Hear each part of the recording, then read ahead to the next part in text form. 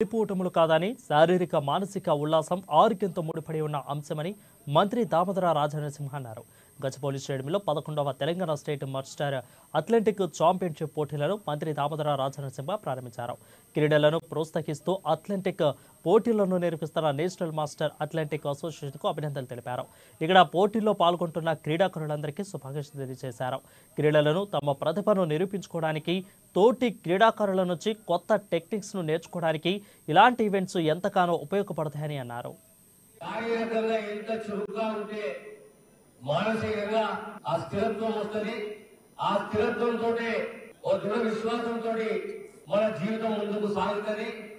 ఇలాంటి కార్యక్రమాలు జిల్లా స్థాయిలో, దేశ స్థాయిలో, ప్రత్యేకంగా రాష్ట్ర స్థాయిలో నిర్వహిస్తున్న ఈ కార్యవర్గాన్ని నేను మనస్ఫూర్తిగా అభినందిస్తున్నాను. వాళ్ళందరికీ కళలు ఉంటాయి. ఒకరు డాక్టర్ కావాలని చెప్పి, ఒక ఇంజనీర్ కావాలని చెప్పి, ఒక వ్యాపారస్తులు వాణిజ్యవేత్త కావాలని చెప్పి, ప్రపంచంలో ఈ రంగాలలో ఎదగాలని చెప్పి చాలా మందికి చాలా కళలు ఉంటాయి, తపన ఉంటుంది.